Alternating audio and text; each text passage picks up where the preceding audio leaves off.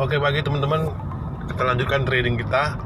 Jadi buat yang sudah tahu tentang supply demand, mungkin sedikit pencerahan, dan mungkin yang belum tahu, kita akan mengulas sedikit ya. Saya akan mengulas secara garis besar bagaimana cara kita teknik supply demand, tapi digabungkan dengan teknik Fibonacci retracement dengan teknik Fibonacci untuk melihat expansionnya kemana ya, awal dan ujung trend. Jadi yang namanya demand itu adalah rally based rally ya, bisa dilihat dari ujung ya. Kalau kita nanti ini saya marking di daerah gray zone ini, abu-abu, ini ada rally base sideways ya, terus terbang kemari, ini adalah zona base kita marking, dan ini adalah demand pattern. Kemudian ada demand pattern, gitu juga demand pattern, jadi membuat adanya suatu swing highs yang meningkat. Oke, jadi ini kita marking. Nah, daerah-daerah situ kita akan tunggu untuk daerah buy. Tapi harus kita kuasai bahwa tren besarnya berdasarkan marking adalah uptrend. Nah, kalau kondisinya sudah seperti ini, kita lihat dari mana. Nah, ini adalah downtrend. Apakah kita disarankan untuk melakukan posisi entry buy pada saat di harga turun? Bisa saja kalau dalam permulaan fase 1 Elliott wave ya, yang mungkin akan terjadi ada beberapa sideways. Tapi kalau sudah jadi wave 3, artinya suatu perpanjangan daripada menentukan tren yang baru berlaku, kita sangat sulit untuk melakukan entry buy dan akan kena SL lebih banyak. Jadi kita akan melihat dari sisi mana ya, sisi dulu supply. Kalau kita downtrend ya udah kita naik supply. Nah, supply kita marking yang di atas ini ada momentum ya, adalah candle yang membentuk suatu pola momentum ya. Jadi dia close-nya itu biasanya di bawah. Jadi yang candle berikutnya juga close-nya di bawah. Jadi tidak ada bersinggungan. Seperti ini kan dia seperti compression ya, overlapping. Jadi ada naik turun nggak jelas tapi bentuk naik. Nah, itu namanya compression ya. Nah, ini membentuk suatu momentum. Nah, di dalam zona-zona yang momentum ini banyak biasanya ada suatu drop base drop atau supply zone. Kita marking di weekly, kita melihat. Nah, di sini ada. Nah, di sini kita marking, kita melihat harga sudah tes dan rebound. Walaupun sempat sideways beberapa minggu ya, hampir 1 bulan sideways. Tapi kalau orang long term dia melihat dia akan turun jauh ke bawah. Ya. Untuk bagaimana narik Fibonacci itu bisa belajar di Fibo Musang ya, banyak di YouTube guru saya Cek Zul ya, Muhammad Zul dan Cek Baha ya. Itu ada di Fibo Musang. Nah, ini ada rally base rally. Nah, ini base kita marking dan adanya break.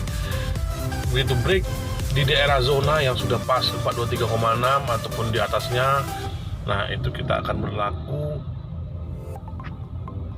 tren baru dan akan membuat kita tarik Fibonacci dan untuk retrace. Nah, harga terus turun membentuk wave 1.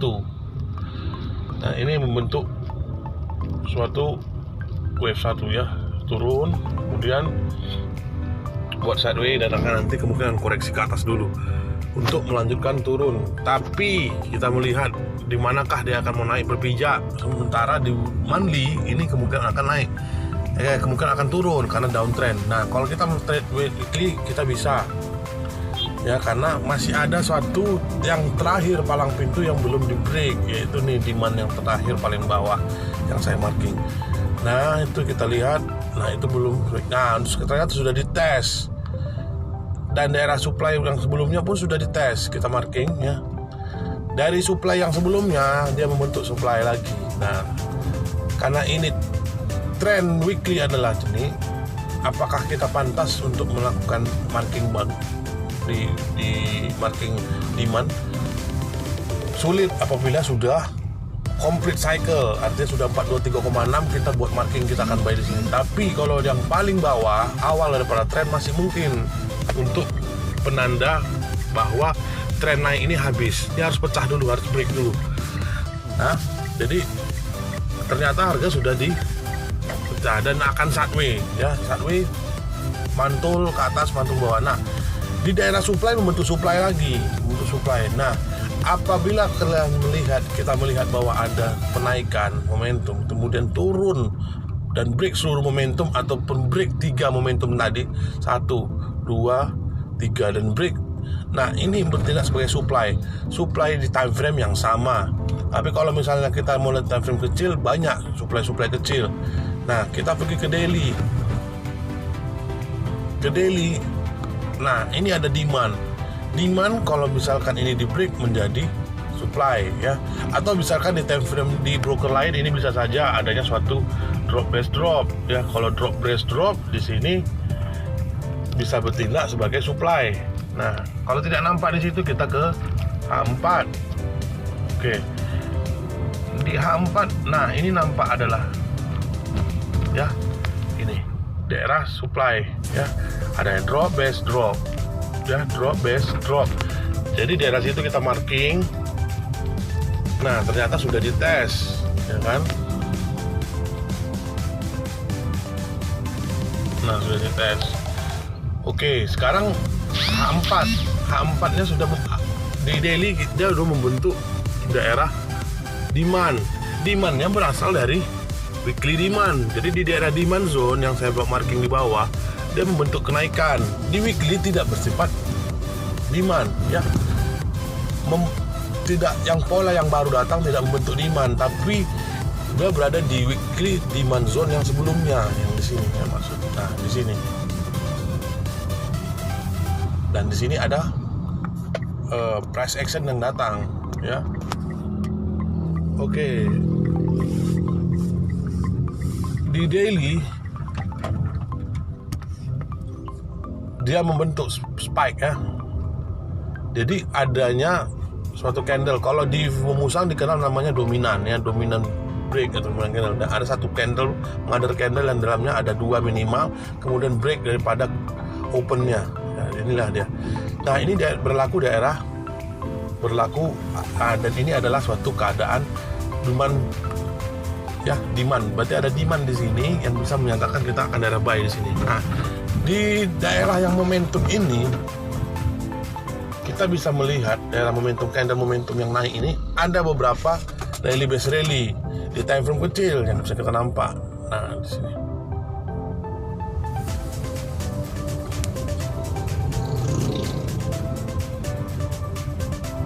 Nah.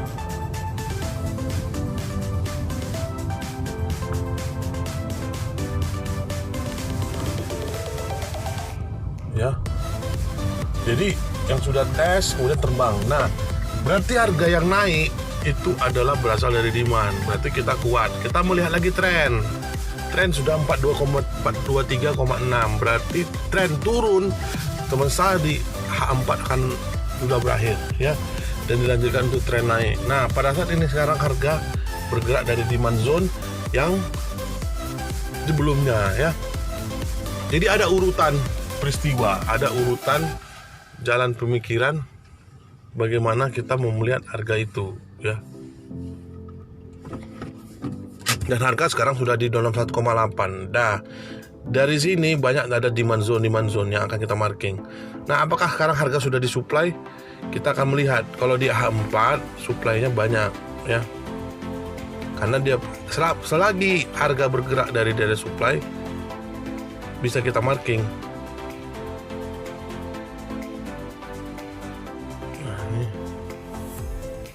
Oke. Dan ini bisa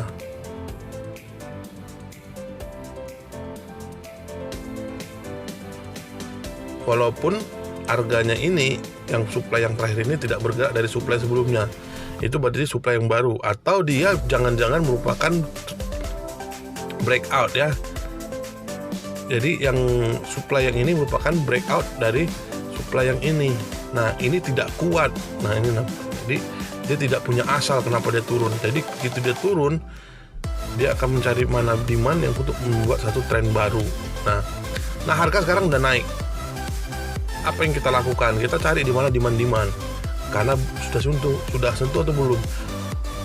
Belum sentuh yang atas, masih sentuh yang seperti ini. Dan ini masih akan kemungkinan besar naik.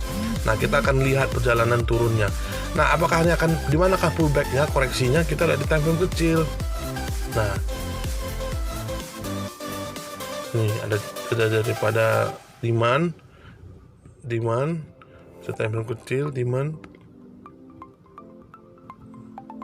Nah, ini ada demand satu lagi yang paling kecil di time frame M5 ya. Jangan alergi sama time frame kecil, karena time frame kecil itu menggambarkan pergerakan. Nah, daerah M5 ini kemungkinan besar akan terjadi itu. Nah, kita akan lihat perjalanan turunnya. Kalau dari sini perjalanan turunnya kemungkinan besar kemana? Jadi ada suatu pergerakan downtrend di time frame kecil, tapi di time frame besar tidak jelas. Kayak gini ya. Dia mau break, dia tidak tahu mau kemana. Nah, ini kemungkinan besar kita akan test buy di sini. Ya, karena dia belum nyentuh. Harganya turun bukan berasal dari supply yang kuat, dan seperti saya bilang tadi, bukan dari sini, dari zona ini. Nih, melainkan dari zona ini. Ya, ini kuat, turun, cuman tidak begitu kuat dan akan naik. Nah, kita akan lihat di mana kita akan nge-buy. Kalau saya sih akan buy di sini. Ya.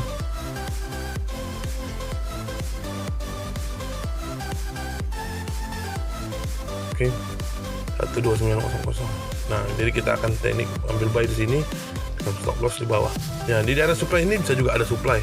Ada demand zone, ya.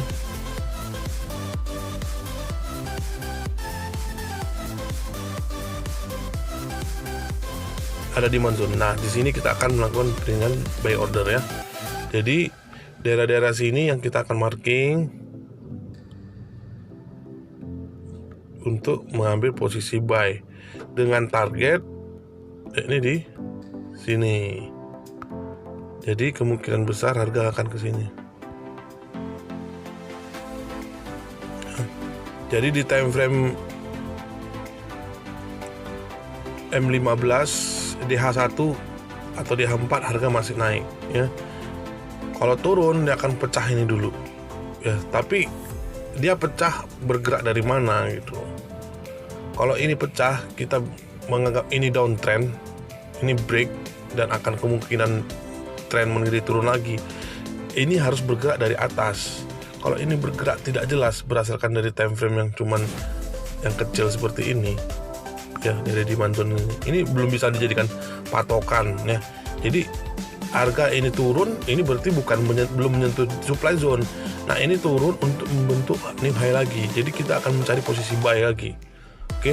Jadi udah tahu ya, pullback harus ada di time frame besarnya, itu tidak ada demand yang di break. Jadi kalau di time frame kecil dia akan nampak pelan-pelan. Nah, ini ada demand, ini ada kan rally base, ini base, tapi kecil kali. Nah, ini berarti sudah nampak kecil daripada minatnya. Nah, kita akan coba di sini, buy di sini. Oke. 00 kita buy limit.